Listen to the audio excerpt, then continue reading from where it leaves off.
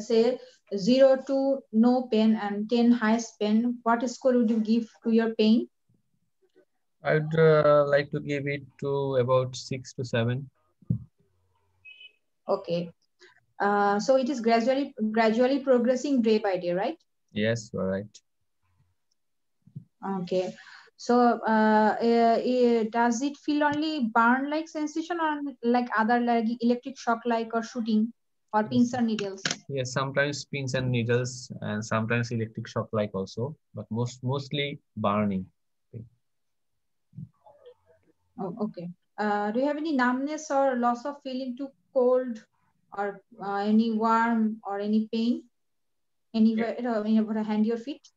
Uh, no, but I have some sorts of feeling that sometimes while walking, I feel that I I'm walking on the cotton. It feels like that. Okay. So does anything make the symptom worse? No, I didn't notice anything that make it worse. Okay. Any measures do you take to relieve the pain? I have taken some multivitamins given by my GP, but not working. So you told that it's a cotton wool like feeling when you walk. Associated, do you have any calf pain during the walking? No, Okay. Have you ever noticed that it is which time it works more at daytime or nighttime? more on the night. Or on the night? Okay. So apart from your pain, do you have any headache? Uh, no, Any neck pain or back pain? no, Any problem with your vision? no, Any weakness of any part of face? no. Have you noticed that the uh, are you what about your weight? Do you have you recently change of your any weight or it gain or weight loss? No, Okay. Have you noticed that your calf muscle bulk are losing? no. Okay. So uh, the for the sensation you have difficulty for walking or any have difficulty for maintaining balance in during walking. I've noticed that at night time I have some difficulty in maintaining my balance also. uh, okay, any dizziness? I feel dizzy also at night. At night time. Yes. Okay. Any change in your water work or bowel? No, Okay, do you have any weather preference? no, Any neck gland swelling? no. Have you noticed that you are passing your water work frequencies increasing in this day last few days? No, Are you losing weight? no, Okay. Any fever or any type of rash? no, Any joint pain? no, Any history of recent trauma to any part of your body? no, Okay. So, do you have any known medical condition like high blood pressure or high blood sugar? no, Mm, any other known medical diagnosis? Do you have any? no. Mm, are you aware that you come in contact with a tuberculosis patient anytime in the recent time? No. Would you please tell me your drug history? I'm taking some multivitamins for my burning pain. Other than this, I'm not taking any other medication. Okay. Any other medicine in the past few months? No, Okay. Do you have any family history of this type of problem? No. What do you do for living? Yeah, I'm a school teacher. Okay. Do you have any special type of hobby? No. Okay. So, are you aware that have you ever come in contact with? Have you ever used any vibrating tool or something like that? No.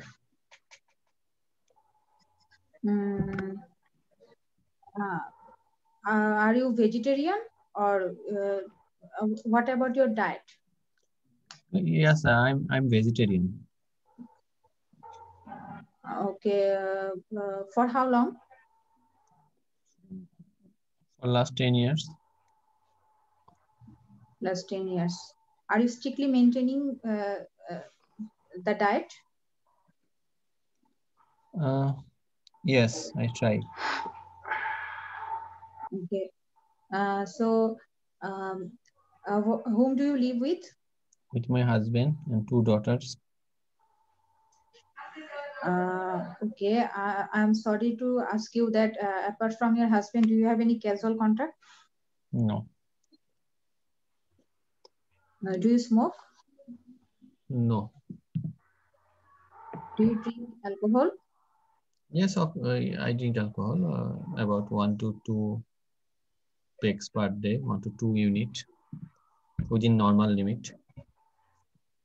Okay. So, Mrs. Andy, let me summarize your problem that you are having some burning pain in your hands and your feet for the last 4 months.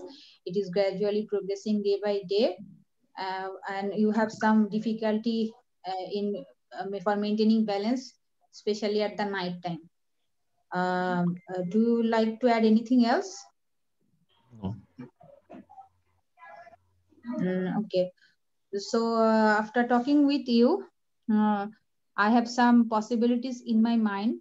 Probably your burning pain in your hands and feet, probably in the medical term we call it peripheral neuropathy. Don't bother the term. It is there is some problem in your nerves in the distal part of your hands and feet. Most probably due to your diet, as you are a strict vegetarian. There are some deficiency of a vitamin. We call it vitamin B12 deficiency. For that reason, you are suffering from this burning pain and also the balance problem. For confirming the diagnosis, I'd like to do some blood test and some tracing of your nerve to confirm the diagnosis, and will form a multidisciplinary team including nerve doctor, vegetarian, and physiotherapist. They will give you the appropriate plan of management. Do you want to add anything else? No, thank you. No, thank you. Okay, so what is your diagnosis and how will you investigate? Probable diagnosis is peripheral neuropathy, but I will run the routine blood test, CBC, folate and vitamin B12 levels, a peripheral blood film, and nerve conduction test. Okay. Why folate acid? Some patients have also patients with B12 deficiency also sometimes deficiency of folic acid also. Does folate deficiency cause neuropathy? I'm sorry. Does folate deficiency cause neuropathy? No. তাহলে folate deficiency, প্রথম কথা হচ্ছে folate deficiency, folate এসে এখানে justified না, কারণ হচ্ছে প্রথম পেশেন্ট হচ্ছে ভেজিটেরিয়ান। হ্যাঁ, ফলেটের মেইন সোর্স হচ্ছে ভেজিটেবল। আর সেকেন্ড কথা হচ্ছে আচ্ছা folate deficiency does not cause any type of peripheral neuropathy. Peripheral neuropathy হচ্ছে folate আর ভিটামিন B12 deficiency ডিফারেন্সিয়েট করার একটা ওয়ে, ক্লিনিক্যাল ওয়ে, যে এক্ষেত্রে নিউরোপ্যাথি হয়, এক্ষেত্রে নিউরোপ্যাথি হয় না। তো কাজেই folate deficiency এখানে আনা যাবে না, তাহলে আপনার জাজমেন্টে ওরা মার্কস থাকবে যে আপনি আচ্ছা folate deficiency আর ভিটামিন B12 deficiency ফিচার আলাদা করতে। দুটোর মধ্যেই অবশ্যই মেগালোব্লাস্টিক এনিমিয়া হয়, এটা ঠিক আছে, বাট নিউরোপ্যাথিক ফিচারটা অনলি সোনলি for the vitamin B12 deficiency। আচ্ছা, এটা গেল। সেখানে হচ্ছে ভিটামিন B12 ডেফিসিয়েন্সির কজ কি বের করতে পারছেন?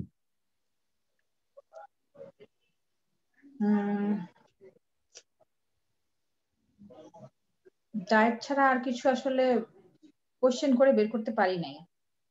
আচ্ছা, তাহলে ডায়েট ছাড়া কি কি কোশ্চেন করা উচিত ভিটামিন B12 ডেফিসিয়েন্সি কজ বের করার জন্য?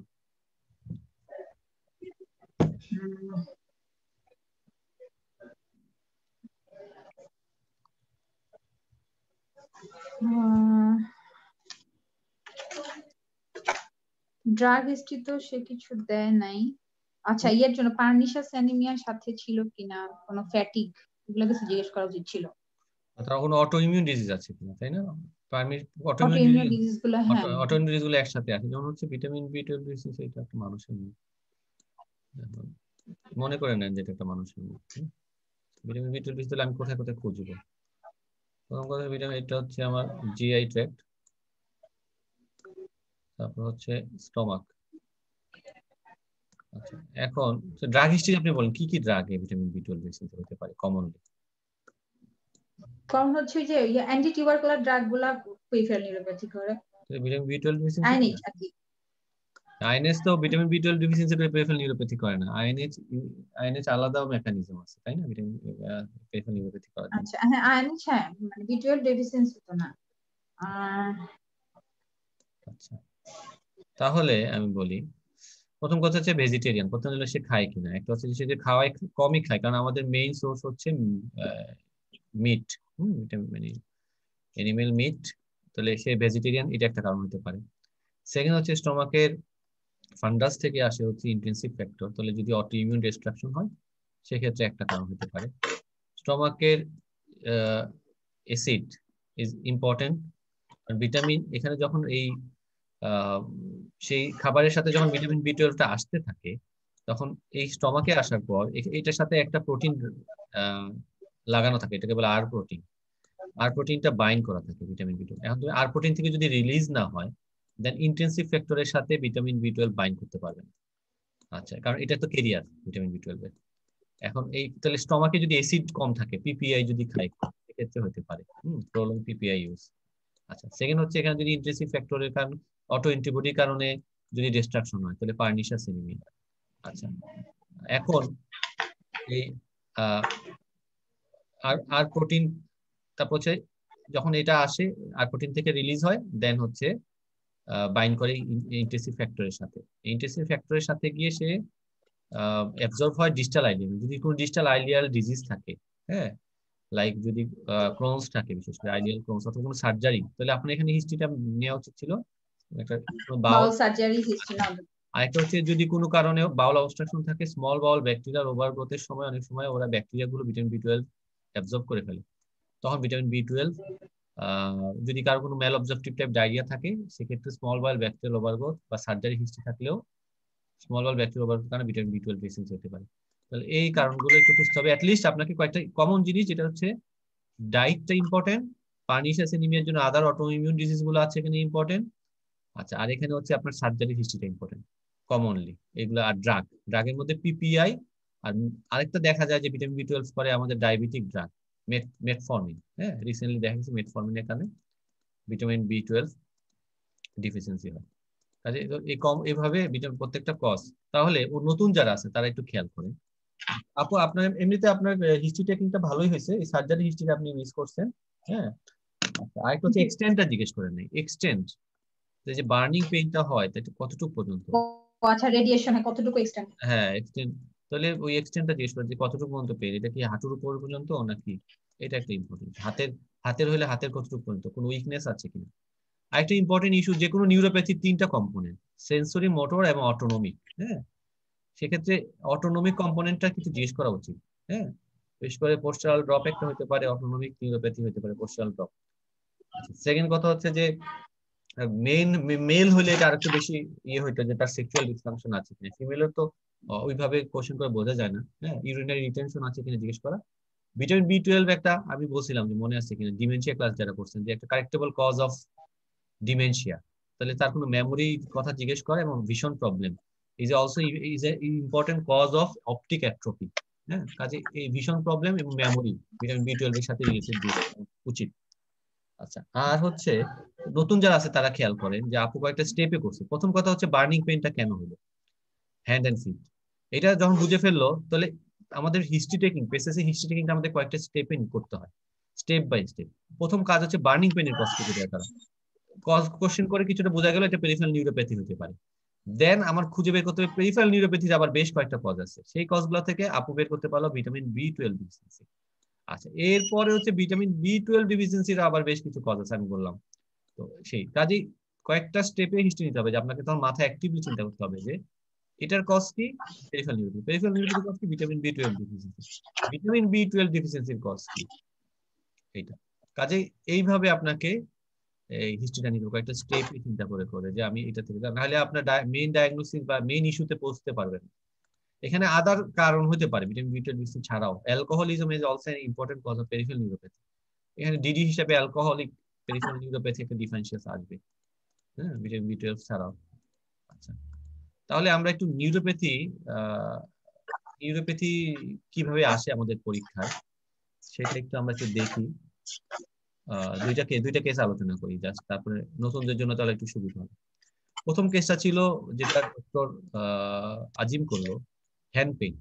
এখন আপনি যখন পরীক্ষা হলে রুমের বাইরে বসে থাকবেন, হ্যাঁ, তখন কিন্তু পেশেন্ট হ্যান্ড পেইন নিয়ে যখন আসবে তখন আপনি বাইরে বসে কিন্তু বুঝতে পারবেন না এটা। আজকে যেমন আমরা নার্ভের করতেছি দেখে আপনি খেয়াল করতেছেন যেটা নার্ভের সিটিএস টা চিন্তা করা ইজি, পেরিফেরাল নিউরোপ্যাথি চিন্তা করা ইজি, বাট পেসেসে তার আপনাকে বলা হবে না যে স্টেশন 5 এর আগে যে আপনার নিউরো আসবে কেস। কাজে আপনাকে তখন যখন একটা পেশেন্ট হ্যান্ড পেইন বলবে, সেটা জয়েন্টের কারণে হতে পারে, সেটা নার্ভের কারণে হতে পারে, সেটা ভেসেলের কারণে হতে পারে, স্কিন সফট টিস্যু। তাহলে কিভাবে আলাদা করব? Do have any joint pain, do have burning numbness. Nerve pain গুলো ইউজুয়ালি বার্নিং হয়, শুটিং হয়, হ্যাঁ, ইলেকট্রিক শক লাইক হয়।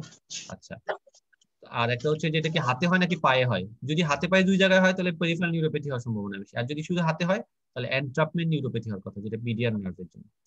ভেসেল পেইন গুলো কেমন হতে পারে? ভেসেল পেইন গুলো মেইনলি হয় হচ্ছে ভাস্কুলাইটিস এর কারণে। ভাস্কুলাইটিস আবার দুই ধরনের, তিন ধরনের হয়, মানে কমনলি ম্যানিফেস্টেশন হচ্ছে, একটা হচ্ছে লার্জ ভেসেলের হ্যান্ড পেইন নিয়ে, বিশেষ করে আর্ম পেইন নিয়ে আসে, তাকায়াসু। কলকাতায় একটা কেস দেয় যে আর্ম পেইন নিয়ে আসে তাকায়াসু। আচ্ছা, আর স্মল ভেসেল ভাস্কুলাইটিস গুলো ইউজুয়ালি রেনল্ডস নিয়ে প্রেজেন্ট করে, এবং এগুলো অ্যাসোসিয়েটেড কানেকটিভ টিস্যু ডিজিজ থাকে যেমন এসিমি। ওগুলা বলে যে ওগুলা কোশ্চেন করতে হবে, any change in hand colour after exposure to cold, initially pale then blue and then red, PCR, pale, cyanosis and red. যদি এগুলো বলে তখন আপনাকে রেনল্ডস এর কজে খুঁজে চলে যেতে হবে। আর যদি বলে না বার্নিং পেন, তখন আপনি নিউরোপ্যাথি খুঁজবেন। যখন জয়েন্ট পেন বলে জয়েন্টের আলাদা ডিফারেন্সিয়ালস আছে, তখন ওই দিকে চলে যাবে, যখন রিউমাটোলজি আমাদের পড়ানো হয়েছে।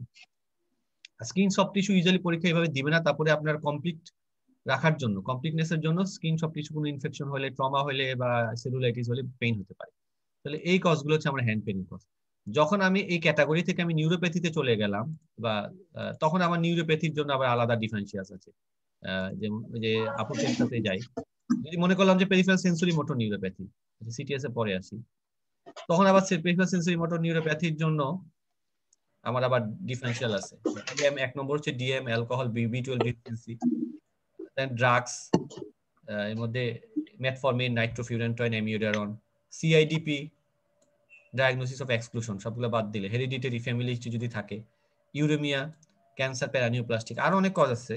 এগুলো মোটামুটি কমন কজ, এগুলো টাচ করতে হবে। যদি B12 ডিফিসিয়েন্সি পান, এটা আবার কেন হলো সেটা খোঁজার চেষ্টা করতে হবে কোশ্চেনের মধ্যে। তো ওরা এগুলো দেখতে চায় যে আপনি আসল ইস্যুটা বের করতে পারেন কিনা, সে যে ভেজিটেরিয়ান সেটা আপনি খুঁজেন কিনা। তাহলে আপনি ডায়াগনোসিস পেরিফেরাল নিউরোপ্যাথি করলেও এটা মার্কস পুলটা পাবেন না, B12 ডিফিসিয়েন্সি কজ খুঁজে বের করতে হবে। আচ্ছা, এরপরে আসেন হচ্ছে স্টকিং প্যাটার্নে থাকে এগুলো, গ্লোভস এন্ড স্টকিং, এই যে গ্লোভস এন্ড স্টকিং প্যাটার্নে থাকে। আচ্ছা আচ্ছা, এবার আসেন হচ্ছে এন্ট্রাপমেন্ট। তাহলে আমাদের নিউরোপ্যাথি গুলো পেরিফেরাল নিউরোপ্যাথি মেইনলি তিন ভাগে ভাগ করে। একটা হচ্ছে মনোনিউরোপ্যাথি, মনোনিউরাইটিস মাল্টিপ্লেক্স, আর একটা হচ্ছে পলিনিউরোপ্যাথি। আপু যেটা কেস করলো সেটা হচ্ছে পলিনিউরোপ্যাথি। আর মনোনিউরোপ্যাথি 1 নম্বর কজ হচ্ছে এন্ট্রাপমেন্ট নিউরোপ্যাথি, মানে কোন একটা কম্প্রেশনের কারণে, যেটা সিটিএস। সিটিএস কিসে আবার আলাদা, আমি যদি এখান থেকে সিটিএসটা বুঝতে পারি, সিটিএস এর আলাদা ডায়াগনস্টিক ফ্রেমওয়ার্ক আছে। মেইনলি যেটা হয় ওয়েট গেনের কারণে হয়, আমরা সবাই জানি যে এন্ডোক্রাইনোপ্যাথি গুলোতে বেশি ওয়েট গেন হয়, সাথে কিছু ফ্লুইড রিটেনশন কন্ডিশন আছে সেগুলোতে হয়। প্রেগন্যান্সি একটা মাস্ট, ইয়াং পেশেন্ট হলে প্রেগন্যান্সি কথা জিজ্ঞেস করতে হবে। আর এক পরীক্ষার মধ্যে বিশেষ করে হাইপোথাইরয়েডিজম, অ্যাক্রোমেগালি সাজায় দেয়। সিটিএস একদম ডামি কেস, মানে সাজানো কেস দেয়, একটা ভালো পেশেন্টকে বসায় দিবে। আর আরেকটা ইম্পর্টেন্ট ওরা বানায় দেয় টাইপ রাইটার, এটা হচ্ছে অকুপেশনাল হিস্ট্রি। যারা বেশি বেশি হাতে হ্যান্ডের ফ্লেকশন হয়, যেসব কাজে ফ্লেকশন হয় সব কাজে কিন্তু এই কার্পাল টানেল এর সমস্যা হয়।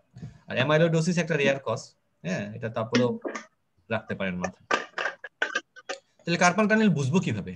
কার্পাল টানেল বোঝার জন্য আমাকে কয়েকটা হিস্ট্রি দিবে patient. Tingling, numbness, burning in the hand, increase at night, usually নাইটে হয় এবং relieve by shaking of hands, no sensory symptom at feet. তাহলে বুঝতে হবে এটা কার্পাল টানেল হওয়ার সম্ভাবনা আছে। আচ্ছা, এক্সামিনের হিস্ট্রি তো নিলাম, হিস্ট্রি অফ কজ খুঁজতে হবে আমার, ওই যে ডিডি গুলো থেকে আমার কজটা বের করতে হবে। বের করার পর এক্সামিনেশনের জন্য আমাদের মেইনলি হচ্ছে কার্পাল টানেলের জন্য, এই যে বললাম না, এই যে মেইনলি কার্পাল টানেলে যেটা হয়, এই যে মিডিয়ান নার্ভ আমাদের যখন এখান দিয়ে আসে, হ্যাঁ, এখানে টানেলটা, কার্পাল টানেল, হ্যাঁ, কার্পাল বোনে একটু নিচের দিকে হবে আর কি। সে কি করে যে মিডিয়ান নার্ভ এদিক দিয়ে আসার সময় তখন এখানে এসে ব্রাঞ্চ দেয়, সেন্সরি ব্রাঞ্চ দেয়, যে ল্যাটারাল 3.5। আর এই জায়গায় যে সাপ্লাইটা সে এখান দিয়ে দেয়, কার্পাল টানেলের উপর দিয়ে আসে এই সাপ্লাইটা।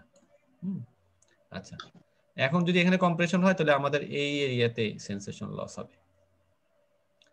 আর C6 এর যে বললাম না ডিস্ট্রিবিউশনটা হচ্ছে এইটা, C6 রেডিকুলোপ্যাথি ডিস্ট্রিবিউশনটা হচ্ছে এটা, এই বরাবর, এই দুইটা দুইটা কিন্তু ওভারল্যাপিং আছে। তো দুইটাকে আলাদা করতে হলে বললাম না, ওই যে জার্ক দেখতে হবে, আর সেন্সেশনটা এখানে দেখলে আপনি C6 থেকে কার্পাল টানেল আলাদা করতে পারবেন। নেক পেনের হিস্ট্রিটা নেবেন, তাহলে ইজি হবে। আচ্ছা, এটা গেল আপনার কার্পাল টানেলের মধ্যে এই যে মাসল গুলো কি ইনভলভমেন্ট এক্সামিন করতে হয়। যে ফেলেন সাইন, যেটা হচ্ছে হাত বাঁকা করে, আর টিনাল সাইন, যে হাতের মধ্যে হাতটা এক্সটেন্ড করে ট্যাপ করা। ইনভেস্টিগেশন হচ্ছে ক্লিনিক্যাল ডায়াগনোসিস। আর যদি কনফিউশন থাকে বা সার্জারি পূর্বে আমরা ইএমজি এনসিএস করতে পারি। রিচ, স্টিন্ট, অ্যানেসাইট, সার্জারি, এগুলো তো বলছেই ভাইয়া, এটা বলার কিছু নেই, এগুলো জানেন সবাই কম বেশি। তাহলে প্রত্যেকটা নতুন যারা তাদেরকে বলবো যে প্রত্যেকটা জিনিসের স্পেসিফিক ইনভেস্টিগেশন ম্যানেজমেন্ট, কোনটা ক্লিনিক্যাল ডায়াগনোসিস সেটা জানতে হবে। যেটা ক্লিনিক্যাল ডায়াগনোসিস সেখানে যদি ইনভেস্টিগেশন বলে আসেন সেখানে মার্কস কম পাবেন। আচ্ছা, কার্পাল টানেলের ডিডির মধ্যে যে C6 রেডিকুলোপ্যাথি বললাম, ওইটা দিলাম। আরো দুই একটা ইন্টারেস্টিং, যারা পার্ট 2 দিয়ে আসছেন রিসেন্টলি তারা জানবেন, ইন্টারেস্টিং ডিডি আছে। একটা হচ্ছে প্রোনেটেড টেরেস সিনড্রোম আর এন্টেরিয়র অসিয়াস। এগুলো আমাদের পেসেস এর জন্য লাগবে না, হ্যাঁ, এগুলো এমআরসিএস এ আছে। কিন্তু যারা একটু বেশি জানতে চান, পড়তে চান, তারা দেখতে পারেন। আমি এটা আমি শেয়ার করে দিব না পরে আপনাদের, হ্যাঁ। তবে এইটা মেইনলি ডিডিতে বলে আসবেন, এগুলা মেডিসিনের সারা এগুলো নিয়ে মাথা ঘামান, এগুলো মেইনলি হচ্ছে এমআরসিএস এ আসে এই দুইটা ডিডি। আচ্ছা, আরেকটা ইয়ে আসে, এন্ট্রাপমেন্ট নিউরোপ্যাথি আছে, পরীক্ষায় আসে, এটা কলকাতায় প্রায়ই দেয়, আমাদের ক্যান্ডিডেটও পাইছে। সেটা হচ্ছে ম্যারালজিয়া প্যারাস্থেটিকা। কারো আইডিয়া আছে ম্যারালজিয়া প্যারাস্থেটিকা সম্পর্কে? নতুন যারা তাদেরকে জিজ্ঞেস করি। ডক্টর ওমর ফারুক আছেন? জি ভাই, ম্যারালজিয়া প্যারাস্থেটিকা হচ্ছে entrapment neuropathy at the hip, যে অ্যান্টেরিয়র সুপিরিয়র আইলিয়াক স্পাইন, এটার যে টেন্ডনটা গেছে এটার নিচে হচ্ছে lateral cutaneous nerve of the থাইটা এন্ট্রাপমেন্ট হয়ে যায়। আচ্ছা, ঠিক আছে, ভেরি গুড, এক্সিলেন্ট। ওইটাই আর কি মেইনলি হচ্ছে যে এটা এক ধরনের এন্ট্রাপমেন্ট নিউরোপ্যাথি, যেটা পরীক্ষায় ওরা অনেক ধরনের এন্ট্রাপমেন্ট নিউরোপ্যাথি বিভিন্ন ধরনের আছে, কিউবেটাল টানেল সিনড্রোম আছে, হ্যান বহুত কিছু আছে। পরীক্ষায় দেয় হচ্ছে এই কার্পাল টানেল আর হচ্ছে এই ম্যারালজিয়া প্যারাস্থেটিকা। এটা মেইনলি একটা সুপারফিশিয়াল নার্ভ, যেটা শুধুমাত্র কিউটিনিয়াস সাপ্লাই আছে। এটা ল্যাটারাল বর্ডারে থাকে। পরীক্ষার সময় বলে, পেশেন্ট এসে বলে যে আমার এরকম, এইসব পেশেন্ট কিন্তু ডামি পেশেন্ট, মানে ডামি পেশেন্ট যারা নতুন তাদেরকে বলতেছে ডামি পেশেন্ট, মানে হচ্ছে সাজানো পেশেন্ট, কোনো রোগ শোক নাই কিন্তু নর্মাল মানুষকে বসাই দিছে। তখন সে এসে বলে যে আমার এখানে জ্বালা পোড়া করে। এক্সামিনিরা তখন মাথা খারাপ হয়ে যায়, সবাই ভাবে যে নিউরোপ্যাথি ডায়াগনোসিস করে আসে অনেকে। আসলে যেটা হয় যে তার এই ওয়েট গেনের কারণে হোক বা কোনো প্রেসারের কারণে, অনেক সময় টাইট যারা যদি কোনো বেল্ট পরে, কম্প্রেশনের কারণে এই যে সুপারফিশিয়াল নার্ভ যেটা ইলিয়াক স্পাইনের সামনে দিয়ে আসে, সেটা কম্প্রেশন হয় এবং সেটা নিউরোপ্যাথি হয়। এবং সেটা ল্যাটারাল সাইড অফ দা থাই। যেটা পরীক্ষা করতে হবে হিস্ট্রি নিয়ে তার ওয়েট গেনের কজ বের করা, বা তার টাইট, সে যদি কোনো টাইট বেল পরে তাকে অ্যাডভাইস করা, ওয়েট লসের অ্যাডভাইস দেওয়া, নিউট্রিশনিস্টকে ইনভলভ করা, আর ডিস্ট্রিবিউশনটা বের করা, সুই দিয়ে বা আপনার ইয়ে দিয়ে বের করে কোন একদম এরিয়াটা খুঁজে বের করে দেখানো। এটাই আপনার এক্সামিনেশনের পার্ট। সাথে আপনি এখানকার মাসল পাওয়ার গুলা দেখবেন, সাথে জার্ক নি জার্কটা দেখবেন। আদারওয়াইজ এখানে এটা বের করাটাই হচ্ছে আপনার মেইন কাজ, এই ডিস্ট্রিবিউশন। এটা ডায়াগনোসিস করতে পারলেই সবাই 28 পায়, কিন্তু ডায়াগনোসিস ম্যাক্সিমাম করতে পারে না, যেহেতু আগে থেকে যদি কারো আইডিয়া না থাকে যে এটা পরীক্ষায় দিবে, কেউ মাথায় রাখেও না। ভাই আমি যতটুকু পড়ছিলাম যে এটাতে শুধু মানে বার্নিং পেইন হয় আর কি ওই ডিস্ট্রিবিউশনে, বাট এটা থেকে সেন্সরি লস হয় এখানে। সেন্সরি লস হতে পারে, সেন্সরি লস হতে পারে যদি লং স্ট্যান্ডিং কম্প্রেশন হয়, কারণ সাপ্লাই তো এখানে সেন্সরি সাপ্লাই তো এটাই, সেন্সরি লসও হতে পারে। আপনাকে ওই পরীক্ষার সময় ওই যে ওই সেন্সরি এরিয়াটা খুঁজে দেখাই দিয়ে আসতে হয় ওই পেশেন্টকে। যে মানে মানে ইউজুয়ালি যেটা হয় আর কি, যেটা আপনি যেটা ছবিটা খুব সুন্দর দেখাচ্ছেন, ওখানে হচ্ছে যে নার্ভটা এন্ট্রাপমেন্ট হওয়ার কারণে মানে নার্ভটা ইরিটেটেড হয়, যে কারণে হচ্ছে বার্নিংটা হয় আর কি মেইনলি সিম্পটম। বাট সেন্সরি লসটা মনে হয় মানে ইনভেরিয়েবল না, বা ওইরকম ফাইন্ডিং কমন না। সেন্সরি লস যেমন কার্পাল টানেলের ক্ষেত্রেও যে সেন্সরি লস আপনি পাবেন সেটা না, সেন্সরি লস ম্যাক্সিমাম ক্ষেত্রে পাওয়া যায় না, বেশিরভাগ এন্ট্রাপমেন্ট নিউরোপ্যাথিতে সেন্সরি লস। এখন ভাইয়া মানে বিষয়টা হচ্ছে কি যে সেন্সরি লস না হয় আমি যে পিন বা নিডল দিয়ে দেখাইলাম, কিন্তু তার বার্নিংটা আমি এরিয়াটা ডিমার্কেট করব কিভাবে? এটা তো মানে বার্নিং এরিয়া করতে পারবেন না, কিন্তু আপনি ওই যে পরীক্ষা, প্রথম কথা হচ্ছে পরীক্ষাটা তো হয় সাজানো পেশেন্ট, হ্যাঁ, কমন পেশেন্ট না, তো ওরা কিন্তু এখানে নামনেস দিয়ে রাখে। আপনি ওই এরিয়াটা বের করতে পারেন কিনা সেটা দেখার জন্য পেশেন্টকে বলে দেয় যে তোমাকে এখানে ইয়ে করলে, মানে যে কেসটা কলকাতায় করায় আর কি, পেশেন্টকে বলে দেয় তুমি এখানে বললে বলবা যে তুমি সেন্সেশন পাও না। তো তখন ওই ওই এরিয়াটা ডিমার্কেট করতে বলে, মানে আপনি যখন তাহলে আপনি অন্য এরিয়া থেকে, ইউজুয়াল কিন্তু কার্বাল টানেলও সেন্সরি রিপ্রেজেন্টেশন পাওয়া যায় না, নরমালি শুধু বার্নি পাওয়া যায়। কার্বাল টানেলও মোটর কোনো ইউজুয়ালি প্রেজেন্টেশন, মানে ইউজুয়াল প্রেজেন্টেশন। সিভিয়ার কেসে ওয়েস্টিং পাওয়া যেতে পারে, বার্নিং, ওই আপনি যে সেন্সরি ডিস্ট্রিবিউশন, ইউজুয়ালি কার্পাল টানেলও কিন্তু সেন্সরি ডিস্ট্রিবিউশন বের করতে পারবে না, সেন্সরি নরমাল থাকতে পারে। কাজেই এন্ট্রাপমেন্ট নিউরোপ্যাথি মানেই আমাকে সেন্সরি পাইতে হবে তাও না, বাট যেহেতু এগুলো সাজানো পেশেন্ট, ওরা চাইলে এইগুলোকে আপনি সেন্সরি ডিস্ট্রিবিউশনটা জানেন কিনা, ল্যাটারাল সাইডে কিনা, এটা বোঝানোর জন্য ওরা দিতে পারে।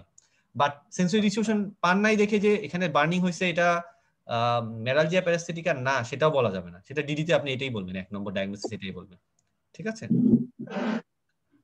আচ্ছা, এখন এইটাও একটু মাথায় রাখবেন আর কি, যারা হুটহাট করে ওরা এই কেসটা দেয়, মেরালজিয়াটা দেয়।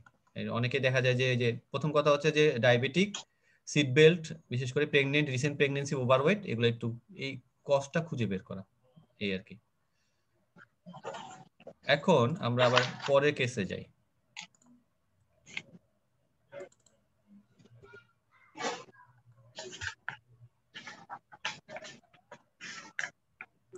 এটা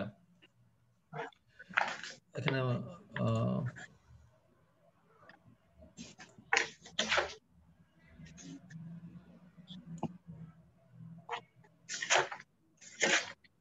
এটা দীপেশ দা আছে, হচ্ছে আর সাইদ কি আছে, সাইদ আছে, যে কোনো একজনকে দিয়ে করাবো, দুজনে।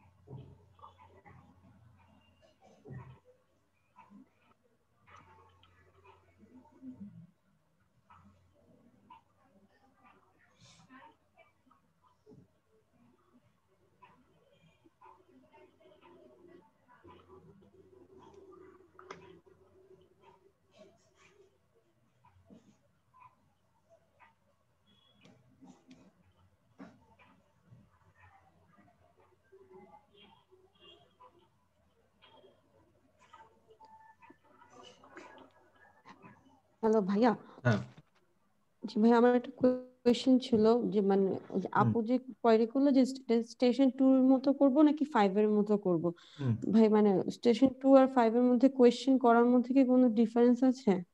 হ্যাঁ ডিফারেন্স আছে বলতে কি যে স্টেশন 5 হচ্ছে আপনার একটু ফোকাসড করতে হবে বেশি। স্টেশন 2 তে আপনি অনেক কিছু মেনটেন করা, কারণ সময় অনেক বেশি। আপনি ওখানে স্টেশন 2 তে যেটা পাবেন হচ্ছে 14 মিনিট সময় পাবেন, 12 মিনিটের সময় আপনাকে হিস্ট্রি নেওয়ার জন্য, যেটা স্টেশন 2 টা মেইনলি হিস্ট্রি স্টেশন।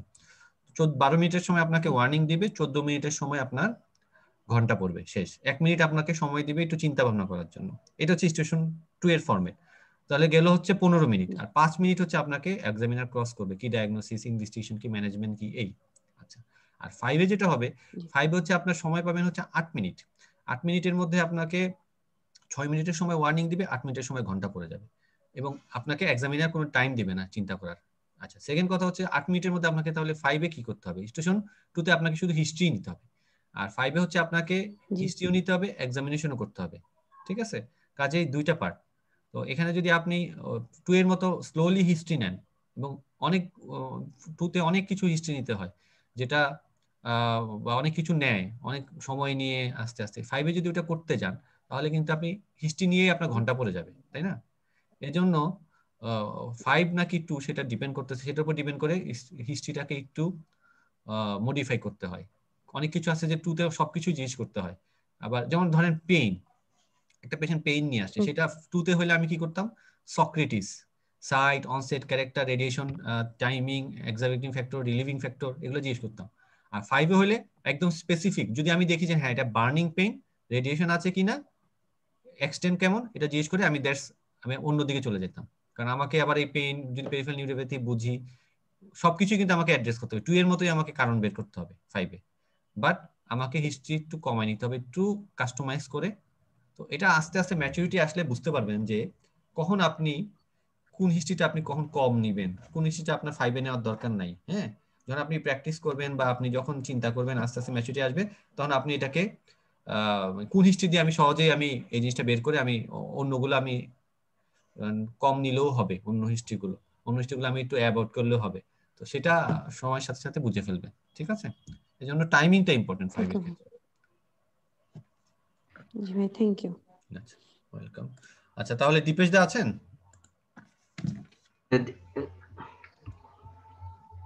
দীপেশ দা আপনি শুরু করেন তাহলে এটা। জি ভাই, একটু দেখি। আচ্ছা, আপনার হলে আমাকে একটা বলবেন আর কি। হ্যাঁ, রেডি? জি ভাই।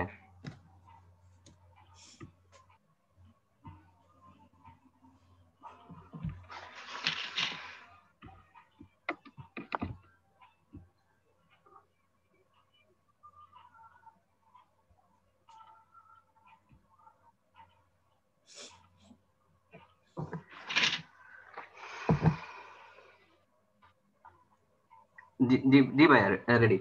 ওকে, আমি টাইম দিলে স্টার্ট করলে আপনি শুরু করবেন। ওকে, start. Hello, good morning, Mr. Warrior. I am Dr. Dipesh Kumar Barua, one of the physician in this clinic today. You must be 60 years old. Yes. Okay, nice to meet you. Nice to meet you, doctor. Do you want anybody else to be here to this meeting? No. Okay. Could you please tell me what brings you here today? Doctor, I am having some few episodes of fall into the ground for last 1 month, and I don't know what happens to me. And before that, I didn't have such episodes, and I'm actually very much scared of it. That's why I'm here.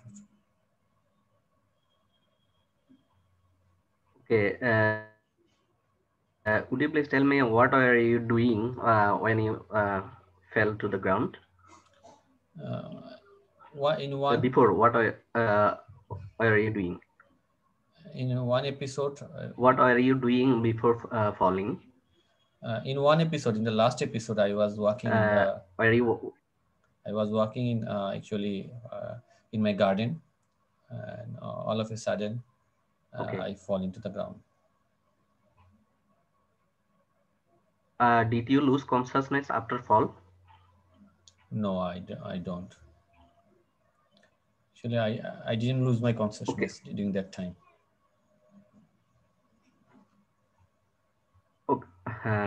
Okay. Was there any warning sign before you fell to the ground, like racing or pacing of your heart, dizziness? No. Okay. Have you noticed any shaking any part of your body? During the fall? During the fall or before?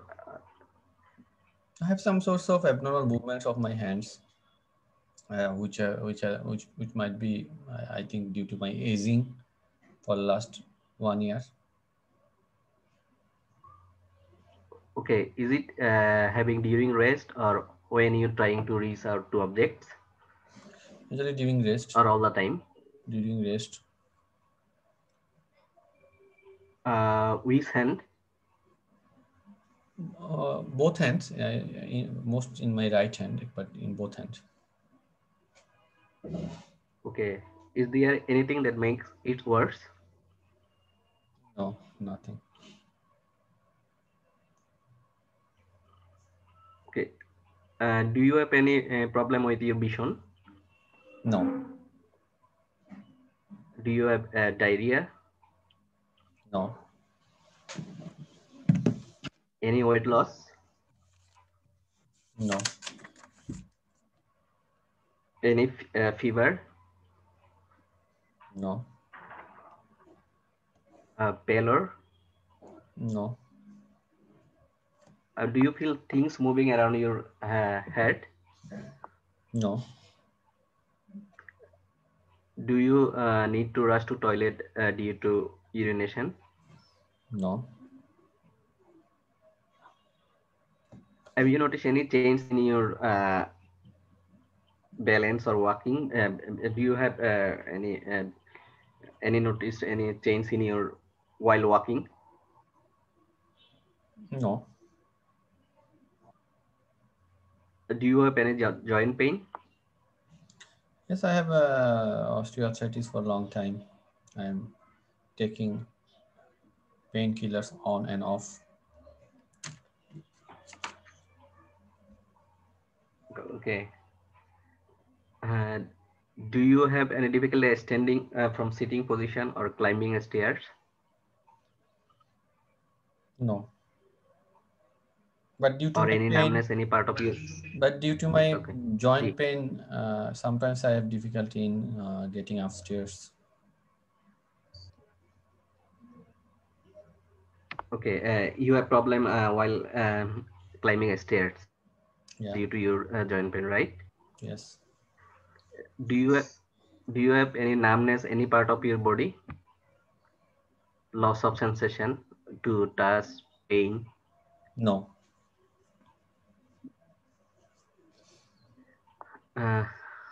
Okay, Mr. Warrior, now I would like to ask a few questions about your first medical health.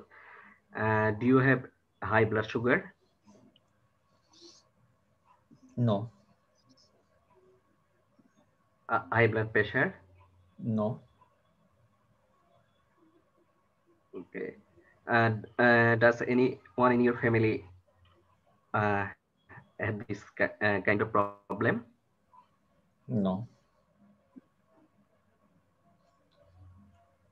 Okay. Do you have any?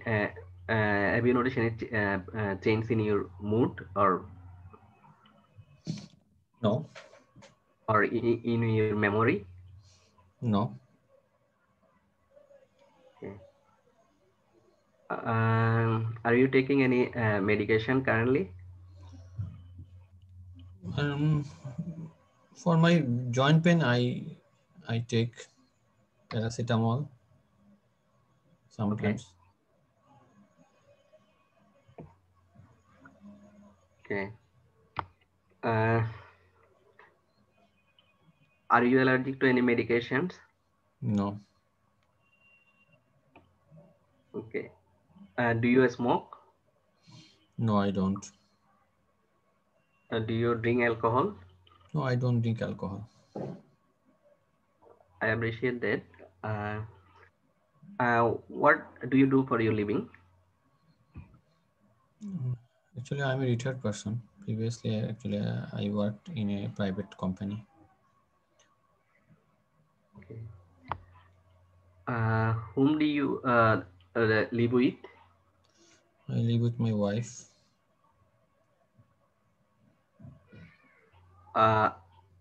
Is she supportive?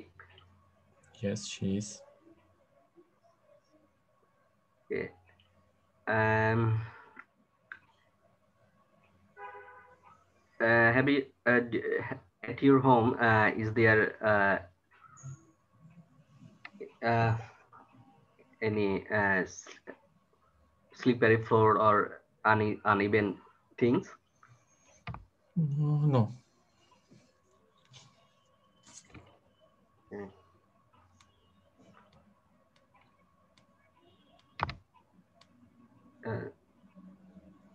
Is warrior, after fall, have you had any broken a limb, a broken hand or feet, No. or any pain anywhere in your body? No.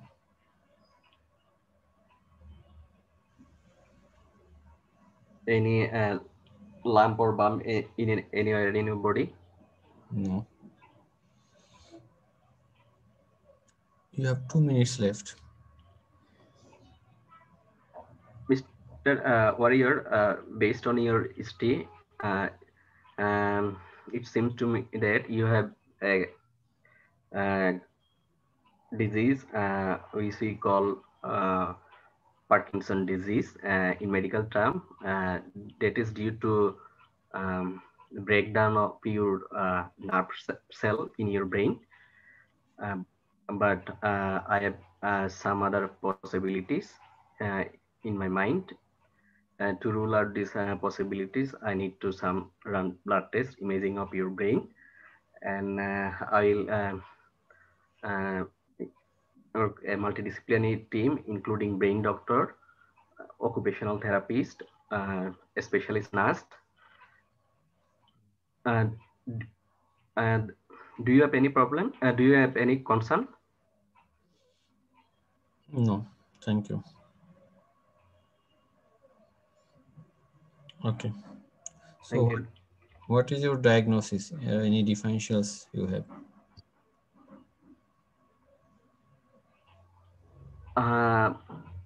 Parkinson disease.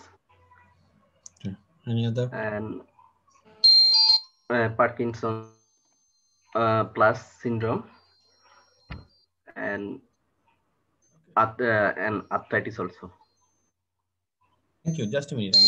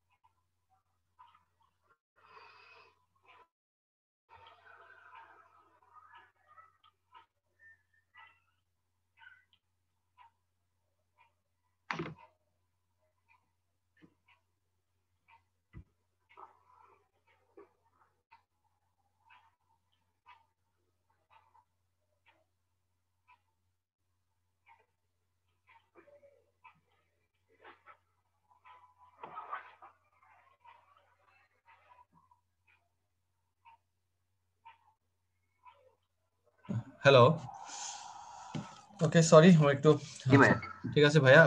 History আপনি খারাপ নেন নাই এখানে। আচ্ছা, DD আপনি কি Parkinson ছাড়া আর কোনো ডিডি বলতে চান কিনা এই পেশেন্টে? Multiple system atrophy, arthritis. আচ্ছা, আর্থ্রাইটিস, ওকে। তাহলে আপনি কিভাবে ম্যানেজ করবেন এই পেশেন্টকে? How do manage?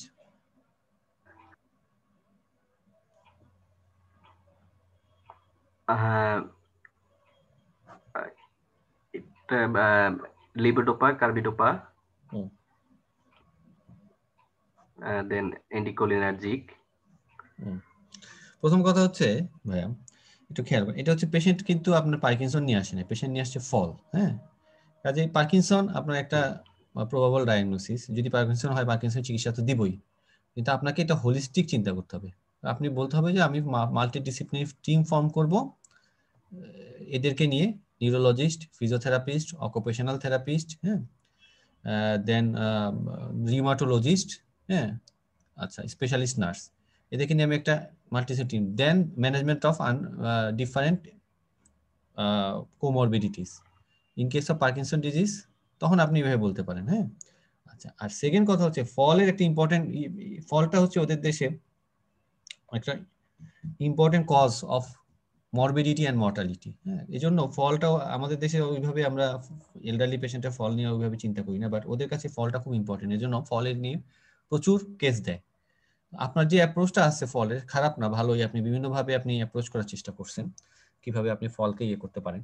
তো যেটা হচ্ছে যে ফল যদি আপনি ই করতে চান, হ্যাঁ, সেক্ষেত্রে ওই টিম গঠন করার পর এখানে সবচেয়ে বেশি গুরুত্বপূর্ণ ভূমিকা হচ্ছে ফলের ক্ষেত্রে অকুপেশনাল থেরাপিস্টের। আপনি যে একটা ভালো কাজ করছেন, যেটা হচ্ছে বিভিন্ন হোম এনভায়রনমেন্ট সম্পর্কে আপনি জিজ্ঞেস করছেন, এটা ইম্পর্টেন্ট যে তার হোম এবং হোম এনভায়রনমেন্টের কাজটা অকুপেশনাল থেরাপিস্টের কাছে দিতে হবে। যে অকুপেশনাল থেরাপিস্টকে আমি পাঠাবো, আপনার বাসা গিয়ে আপনার বাসা ঠিকঠাক করে দিয়ে আসবে। বাসা যদি কোনো জায়গায় কোনো রিস্কি ম্যাটেরিয়ালস থাকে, এটা একটা ইস্যু। সেকেন্ড হচ্ছে ওর অস্টিওপোরোসিস এবং তাকে বোন প্রোটেকশন, এটা একটা ইম্পর্টেন্ট ইস্যু। বোন প্রোটেকশন করার জন্য তাকে আমরা ক্যালসিয়াম, ভিটামিন ডি তো দিব, এল্ডারলি পেশেন্ট কমনলি দিব, প্লাস হচ্ছে তার একটা ডেক্সা স্ক্যান করে অস্টিওপোরোসিস যদি থাকে চিকিৎসা করবো, কারণ এ আবার পড়ে যেতে পারে, আবার কারণ দেখা যাবে তার একদম লো ট্রমা ফ্র্যাকচার, প্যাথোলজিক্যাল ফ্র্যাকচার হবে। এটা আমাকে প্রিভেন্ট করতে হবে। সেকেন্ড আরেকটা ইস্যু হচ্ছে তার ফিজিওথেরাপিস্ট, খুব ইম্পর্টেন্ট আদার দেন পার্কিনসন ম্যানেজমেন্ট। সেখানে হচ্ছে তাকে কি করতে, ব্যালেন্স এক্সারসাইজগুলো শিখতে হবে, যেমন বিভিন্ন ধরনের ব্যালেন্স এক্সারসাইজ আছে, এর মধ্যে টাই চাই একটা আছে, বিভিন্ন ধরনের ব্যালেন্স এক্সারসাইজ আপনার কাছে, আপনার কাজ হচ্ছে ফিজিওথেরাপিস্টকে পাঠানো, এটা। আর হচ্ছে ওর বাসায় কে আছে, বাসায় কে দেখাশোনা করে, তার কোয়ালিটি অফ লাইফ ইস্যু এখানে খুব ইম্পর্টেন্ট। কারণ হচ্ছে ফল একটা পেশেন্ট যদি হিপ ফ্র্যাকচার, ফলের মেইন যেটা সমস্যা হয় হিপ ফ্র্যাকচারটা সবচেয়ে খারাপ। হিপ ফ্র্যাকচারটা দেখা যায় যে যদি একটা এলডারলি পেশেন্টের হিপ ফ্র্যাকচার হয়, সে 3 বছরের মধ্যে 50% লোক মারা যায়, 30 to 50% লোক হিপ ফ্র্যাকচারে লোক মারাই যায় 3 বছর একটা এলডারলি পেশেন্টের কাছে। It is one kind of like malignancy, এই জন্য ওরা এটাকে খুবই মেলিগনেন্সির মতো তার প্রগনোসিস, এরা এটা খুবই গুরুত্ব সহকারে দেখে। এই হোলিস্টিক অ্যাপ্রোচে যেতে হবে। শুধুমাত্র আপনি যদি ফোকাসড, আপনি যদি আপনার ডায়াগনোসিসও ঠিক আছে, সবই সুন্দর হয়েছে, আপনার খারাপ হয়নি, যদি শুধুমাত্র আপনি ফোকাসড পার্কিনসন ম্যানেজমেন্টে যান, তাহলে কিন্তু আপনার মার্কস এখানে কমে যাবে। হ্যাঁ, এবং ওদের প্রত্যেকটা হাসপাতালে ফল প্রিভেনশন টিম থাকে, তো ওদের আবার আলাদা ফল প্রিভেনশন টিমের কাছে পাঠাতে হবে, এই কথাগুলো যাতে আসে। আর আদারওয়াইজ আপনি যে হিস্ট্রি টেকিং করছেন বা ডিডি গুলো ভাইয়া যেভাবে ডিডি সাজাইছে সেটা খারাপ না। যে ফল যদি আমি চিন্তা করি, প্রথম কথা হচ্ছে ফল কি উইথ লস অফ কনসিয়াসনেস নাকি উইদাউট লস অফ কনসিয়াসনেস, সেটা একটা ইস্যু। এটা প্রথমে এনশিওর করে নিতে হবে, যেটা ভাইয়া করছে, যে আপনি কি লস অফ কনসিয়াসনেস যদি হয়, তাহলে এখানে দুইটা জিনিস আসবে, একটা হচ্ছে সিনকোপি এন্ড সিজার। আচ্ছা, পেশেন্টের লস অফ কনসিয়াসনেস নাই, তাহলে সিনকোপি সিজার আলাদা চলে গেল।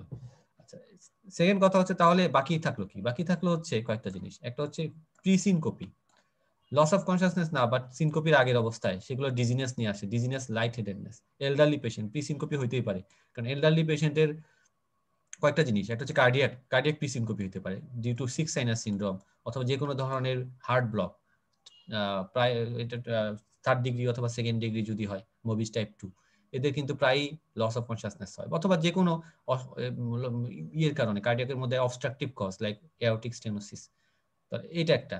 তাহলে কার্ডিয়াক প্রি সিনকোপি সেকেন্ড হচ্ছে এলডারলি পেশেন্টের অর্থোস্টেটিক হাইপোটেনশন হয়, অনেক কারণে হয়। একটা হচ্ছে তার কোমরবিডিটির কারণে, যেমন ডায়াবেটিস থাকলে হতে পারে, ড্রাগের কারণে হতে পারে, অথবা তার এমনিতেই বয়স্ক মানুষদের নার্ভ দুর্বল থাকে, অটোনমিক নিউরোপ্যাথি এমনি ডেভেলপ করে, কাজেই এটা একটা কারণ হতে পারে যে অর্থোস্টেটিক হাইপোটেনশন, প্রিসিনকোপির একটা কজ। ভ্যাসোভ্যাগালি ইয়াংদের বেশি হয়, এলডারলিদের হতে পারে না যে তা না, এটা একটা কারণ থাকতে পারে, খুঁজে বের করা যদি প্রিসিনকোপির মতো মনে হয় আমার। আচ্ছা, আরেকটা হতে পারে লাস্ট, যেটা এলডারলি পেশেন্টের হয়, ইয়াংদের কম হয়, সেটা হচ্ছে carotid sinus hypersensitivity. Usually history থাকে নেক টাইট, নেক কলার, নেক মুভমেন্টের সাথে এই ডিজিনেসটা হয়। তবে এইসব ক্ষেত্রে, এই ক্যারোটিড সাইনাসের ক্ষেত্রে ইউজুয়ালি সিনকোপি দিয়েই দেয়, তো প্রি সিনকোপির মতো ফিচার হতে পারে। তো এইগুলো আর একটা হচ্ছে পোস্টিরিয়র সার্কুলেশন টিআই তে হতে পারে, এগুলো লেস লাইকলি। তাহলে এই কয়েকটা কজ প্রি সিনকোপির ক্ষেত্রে গেল। দেন উইদাউট লস অফ কনশাসনেস কি হতে পারে, আমরা সেন্সরি সিমটম গুলো চিন্তা করি। একটা হচ্ছে আই অথবা হেয়ারিং, বা হেয়ারিংটা হচ্ছে ব্যালেন্সের জন্য, আইয়ের জন্য কোনো ক্যাটারেক্ট আছে কিনা সেটা জিজ্ঞেস করা। যদি স্টেশন 5-এ হয় তাহলে আমরা আইটা এক্সামিন করতে হবে ফলের মধ্যে। তারপরে কি হতে পারে, তার যদি কোনো জয়েন্ট প্রবলেম থাকে, যেটা এখানে অস্টিওআর্থ্রাইটিস আছে, অস্টিওআর্থ্রাইটিস হয়ে তার জয়েন্ট লেক্সিসিটি হলো, সেটার কারণে হতে পারে একটা। আচ্ছা, ইয়াং পেশেন্টের জয়েন্ট প্রবলেমের কারণে কি হতে পারে দীপেশ দা? লস ফল ইয়াং পেশেন্টের জয়েন্ট প্রবলেমের কারণে হতে পারে? ইয়াং পেশেন্টদের মনে হয় না। আচ্ছা, ইয়াং কিছু কিছু তাদের ডিসঅর্ডার আছে, connective tissue disorder, Marfan syndrome, pseudoxanthoma elasticum, হ্যাঁ, ওদের ক্ষেত্রে কিন্তু জয়েন্ট হাইপার মোটিলিটি হয়, হাইপার মোবিলিটি হয়, ওদের কিন্তু জয়েন্ট লেক্সিসিটি থাকে। এইসব পেশেন্ট গুলো কিন্তু ফল নিয়ে আসে, হ্যাঁ। এবং বিশেষ করে ইউকে তে কেসগুলো দেয়, ইউকে তে সিউডোজ্যান্থামা ইলাস্টিকামে তো ওই যে এক ধরনের আছে না প্লাক চিকড অ্যাপিয়ারেন্স, হ্যাঁ, তো ওদের কিন্তু এরকম পেশেন্ট ব্যাংক থাকে, যে ওই ঘাড়ের মধ্যে, তারপরে অ্যারাউন্ড দ্য এক্সিলা ওদের একটা কি প্লাক চিকড অ্যাপিয়ারেন্স একটা স্কিন থাকে, তো ওদেরকে বসায় দিয়ে দুইটা কেস বানায় এই সিউডোজ্যান্থামা দিয়ে। একটা হচ্ছে ফলের কেস বানায়, আর একটা হচ্ছে আপনার বানায় হচ্ছে রিকারেন্ট ব্লিডিংস, পিটিকি ইকাইমোসিস, এইসব পেশেন্টদের এগুলো হয়, কারণ ওদের কানেকটিভ টিস্যু উইক থাকার কারণে ব্লিডিং হয়, স্কিনে ব্লিডিং হয়, অথবা আপনার জয়েন্ট লেক্সিসিটির কারণে ফল হয়। তাহলে এই কেসগুলো দিয়ে অনেক সময় আপনার ইয়াং পেশেন্টে ফল দিতে পারে, ভ্যাসোভ্যাগালও হতে পারে ইয়াং পেশেন্টে, বাট এটা একটা কারণ হতে পারে, হ্যাঁ। আর এলডারলি পেশেন্টের জয়েন্টের কারণে, অস্টিওআর্থ্রাইটিসের কারণে ফল হতে পারে। আচ্ছা, মাসেল প্রবলেমের কারণে ফল হতে পারে, সেটা কি? মাসেল প্রবলেম যদি যে কোনো প্রক্সিমাল মায়োপ্যাথি, বিশেষ করে ডার্মাটোমাইটিস, সাইটিস, যে কোনো প্রক্সিমাল মায়োপ্যাথি কারণে ফল হতে পারে। আচ্ছা, আর কি কারণে ফল হতে পারে? আরেকটা হতে পারে হচ্ছে আপনার ব্যালেন্স প্রবলেম। আচ্ছা, ব্যালেন্স প্রবলেমের আবার বিভিন্ন ধরনের প্রকারভেদ আছে। একটা হচ্ছে আপনার অ্যাটাক্সিয়া হচ্ছে আপনার ব্যালেন্স রাখতে পারতেছেন। এটা মানে কয়েক ধরনের হতে পারে, মেইনলি হচ্ছে সেরেবেলার, হ্যাঁ, সেরেবেলার তো দেখলেই বোঝা যায় আমরা টেস্ট করে। আরেকটা হচ্ছে আপনার সেন্সরি অ্যাটাক্সিয়া, হ্যাঁ, যেটা হচ্ছে আপনার পেরিফেরাল নিউরোপ্যাথিতে হয়। আরেকটা হতে পারে হচ্ছে আপনার এক্সট্রা পিরিমিডিয়াল, যেটা আপনি আজকে এটা ডায়াগনোসিস করলেন, পার্কিনসন, হ্যাঁ। আচ্ছা, এবার আসেন হচ্ছে ব্যালেন্স গেল, তাহলে আর কি হতে পারে? আদার্স কিছু কারণে ফল হতে পারে, আদার কিছু রিস্ক ফ্যাক্টর, যেমন পলিফার্মেসি, হ্যাঁ, পলিফার্মেসি একটা ইম্পর্টেন্ট কজ যে ফলের জন্য। তাহলে এই এতগুলো কারণে আপনার ফল হতে পারে। আর আদার কিছু রেয়ার ডিজিজ আছে যেগুলো হয়তো পরীক্ষায় দিবে না, আপনার কমপ্লিট রাখার জন্য আপনি ইয়ে করতে পারেন। বলতে পারবেন আর কোনো ডিজিজ, আর কি কোনো ডিজি বলতে পারবেন ফলের এগুলোর বাইরে? কোনো ইনফেকশন? হ্যাঁ, ইনফেকশন ওগুলো রিস্ক ফ্যাক্টর বাড়ায়, হ্যাঁ, প্রিসিপিটেট করে, যদি ইনফেকশনের কারণে পড়ে যায় এটা। তারপর ইনকন্টিনেন্স, ভাইয়া স্ট্রোকের কারণে যদি ইউনিল্যাটারাল নেগলেক্ট থাকে সেখান থেকে ফল হতে পারে। আচ্ছা, সেটা হতে পারে মাসল উইকনেস, সেটা মাসেলের মধ্যে হয়ে আসবে, একটা হচ্ছে প্রক্সিমাল অথবা ডিস্টাল, তাই না?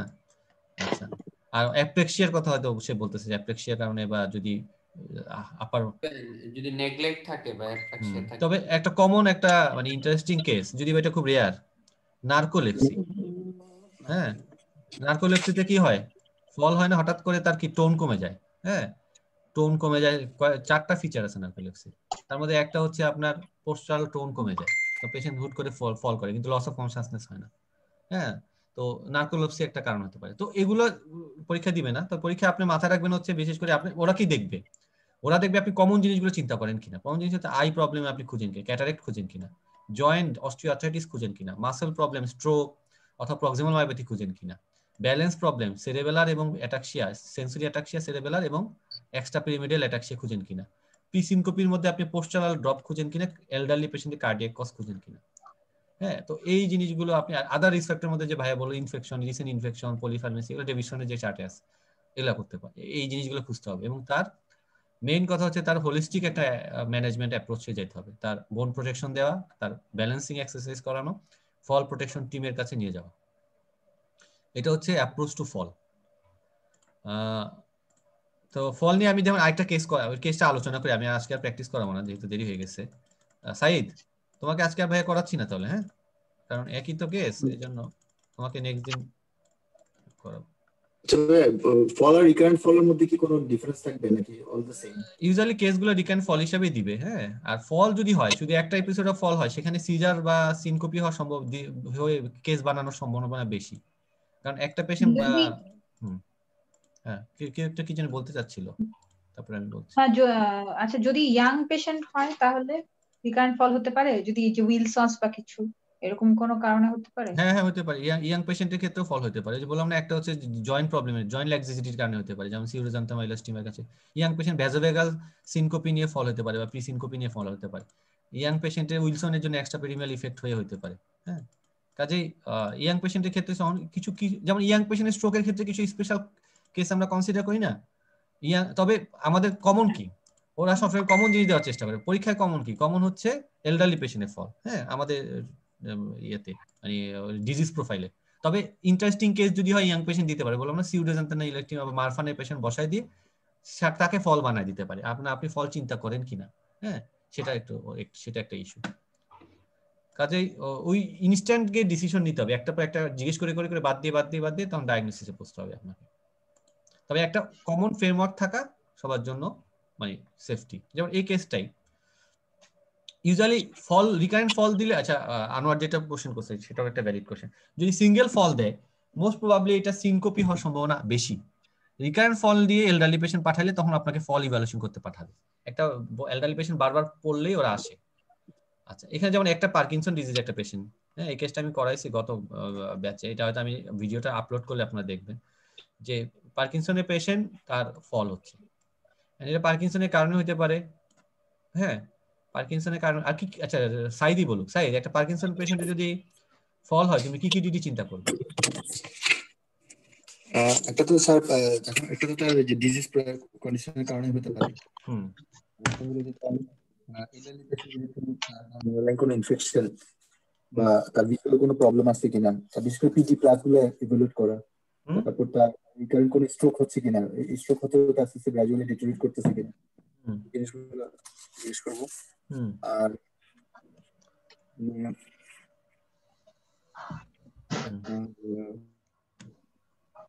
তো ভাস্কুলার কজগুলোর সাথে আসবে আর কি, স্ট্রোক, রিকারেন্ট স্ট্রোক বা এরকম কোনো সিম্পটম তো ছিল কিনা আগে থেকে। আচ্ছা,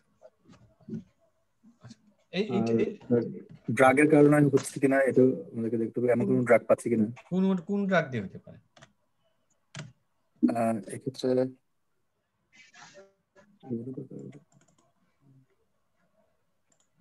না, একটা তো পার্কিনসন রিলেটেড ড্রাগ নাকি এমনি আদার যে কোনো ড্রাগের কথা জিজ্ঞেস? পার্কিনসন রিলেটেড কোন ড্রাগ দিয়ে হতে পারে আসলে নতুন মনে করতেছে না। আচ্ছা, লেবোডোপা দিয়ে হতে পারে। হ্যাঁ, ডোপামিন অ্যাগনিস্ট গুলো কিন্তু পোস্টাল হাইপারটেনশন করে। আচ্ছা, যাই হোক, এই কেসটা করার উদ্দেশ্য হচ্ছে প্রথমে আপনি যখন কোনো একটা কোমরবিডিটি দেওয়া থাকবে, ব্যাকগ্রাউন্ড কোমরবিডিটি, যেমন ওইটার মধ্যে ওই কেসটার ক্ষেত্রে চিন্তা করেন যে কোনো ব্যাকগ্রাউন্ড কোমরবিডিটি নাই, এটার মধ্যে আবার কোমরবিডিটি আছে, এটাতে সুবিধাও আছে অসুবিধাও আছে। সুবিধা যেটা হচ্ছে যে আপনি পার্কিনসন, প্রথম কথা হচ্ছে এই কোমরবিডিটি রিলেটেড ডিডি কি হতে পারে। একটা হচ্ছে পার্কিনসন ডিজিজ নিজে একটা করতে পারে ফল যদি এটা প্রোগ্রেস করে, অথবা পার্কিনসন ডিজিজে অ্যাসোসিয়েটেড ফল, পার্কিনসন প্লাস সিনড্রোম। হ্যাঁ, অনেক সময় অটোনমিক মাল্টি সিস্টেম অ্যাট্রোপি যেমন শাইড্রেগার সিনড্রোম যদি থাকে, সেক্ষেত্রে অনেক সময় পার্কিনসন প্লাসের ক্ষেত্রে হতে পারে। সেকেন্ড, পার্কিনসন রিলেটেড ড্রাগস যেমন লেবোডোপা, হ্যাঁ, বিশেষ করে ডোপামিন অ্যাগনিস্ট ড্রাগগুলো পোস্টাল ড্রপ করতে পারে। তো এটা গেল পার্কিনসনের সাথে। তখন ক্যান্ডিডেটরা যেটা ভুল করে, পার্কিনসন এইটা নিয়ে মোটামুটি সবাই ব্যস্ত হয়ে যায়। তার যে আই প্রবলেম, যেটা আদার কজ আদার দেন পার্কিনসন, তার যে জয়েন্ট প্রবলেম, তার যে মাসেল প্রবলেম, তার যে আদার কোনো কজ হতে পারে কিনা। পার্কিনসন প্লাস অবশ্য সেরেবেলার ইনভলভমেন্টও থাকতে পারে একটা মাল্টি সিস্টেম এর মধ্যে, মাল্টি সিস্টেম অ্যাট্রোফির মধ্যে, ওলিভোপন্টোসেরেবেলার অ্যাটাক্সিয়া। আচ্ছা, তাহলে এই জিনিসগুলো আদার রিস্ক ফ্যাক্টরগুলো পলিফার্মেসি সেগুলো কিন্তু অ্যাভয়েড করে যায়।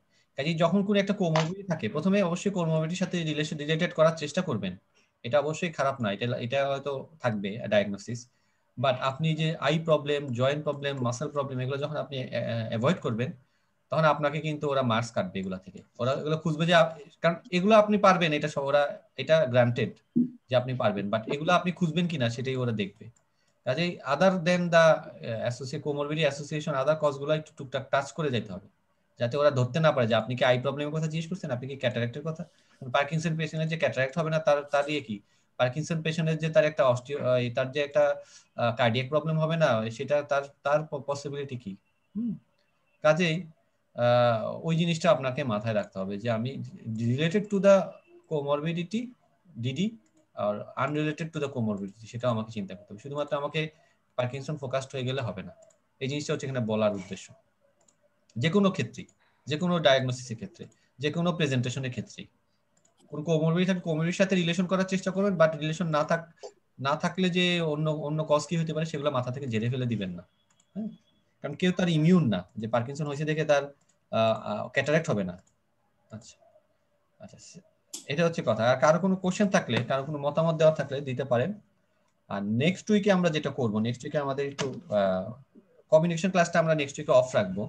নেক্সট উইকে যেটা করব সেটা হচ্ছে, যেহেতু অনেকে নতুন আসছে, যে অনেকে ডিডি ডায়াগনস্টিক ফ্রেমওয়ার্কগুলো তৈরি করতে জানে না, তো নেক্সট উইকে আমরা এখন পর্যন্ত এই নিউরো যতগুলো ডিডি আমরা যতগুলো সিমটম আমরা আলোচনা করছি প্রথম থেকে, নিউরো হেডেক, তারপর হচ্ছে সিজার, হ্যাঁ, তারপর হচ্ছে উইকনেস, তারপরে যেমন আজকে ছিল বার্নিং, ফল, হ্যাঁ, নিউরোর যতগুলো ফিচার আছে, যতগুলো সিমটম আছে ডিভিশনে বলেন যে কোনো কমন বইতে, সেগুলোর ডায়াগনস্টিক ডিডি লিস্ট, আপনাদের নিজেদের D D list diagnostic framework ready রাখবেন। নেক্সট দিন আমি ওইগুলো নিয়ে আলোচনা করব। হ্যাঁ, ডিডি গুলো নিয়ে আলোচনা করব নেক্সট দিন, এটা একটা প্ল্যান।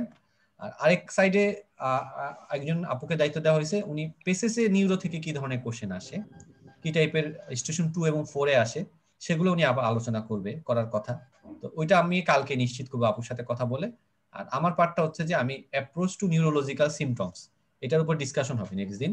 তবে সবাইকে বলবো সবার ডিডি খাতা তৈরি করবেন, একটা ডিফারেন্সিয়াস খাতা তৈরি করবেন, যেমন এই যে রিকারেন্ট ফলের একটা ডিফারেন্সিয়াস খাতা বানাবেন, ডিফারেন্সিয়াস লিস্ট বানাবেন, বার্নিং পেইনের একটা ডিফারেন্সিয়াল লিস্ট বানাবেন। তো সবার যারটা রেডি রাখবেন। যে কোনো একজনকে আমি জিজ্ঞেস করব, দেন আমারটা তার সাথে আমি কম্পেয়ার করব। হ্যাঁ, তো হয়তো তার থেকে আমি কিছু নিলাম, সে আমার কাছ থেকে কিছু নিল, এভাবে। তো সবাই যখন একসাথে আমাদের জিনিসগুলো শেয়ার হবে, তাহলে আমাদের লার্নিংটা বেশি হবে। তো ওইটা হচ্ছে নেক্সট উইকের পড়া। এর পরের সপ্তাহে আমরা যেটা করব, neuro short case, neuro short case মানে স্টেশন 3। স্টেশন 3 তে দুইটা কেস থাকে, যারা নতুন তাদের জন্য মেইনলি বলতেছি, যে কার্ডিয়াক কেস, যে কোনো ভালভুলার কার্ডিয়াক কেস হতে পারে, বাল্ব রিপ্লেসমেন্ট হতে পারে, আর আরেকটা কেস থাকে নিউরো কেস। তো নিউরো কমন যে কেসগুলো আছে, এটা এই আগামী সপ্তাহ পরের সপ্তাহে নিউরো কমন কেসগুলো আমরা এর পরের সপ্তাহে আমরা ওই দিন শুধুমাত্র শর্ট কেসে ডিসকাশন হবে। তো সেটা আলাদা টাস্ক দেওয়া থাকবে আপনাদের, শর্ট কেসে আপনারা কিভাবে প্রিপারেশন নেবেন, তো সেটা পরে আগামী সপ্তাহে বলবো। তো এটা হচ্ছে আমাদের প্ল্যান।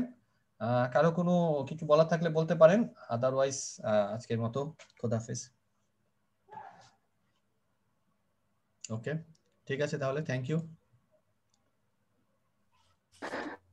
জি ভাই, আসসালামু আলাইকুম।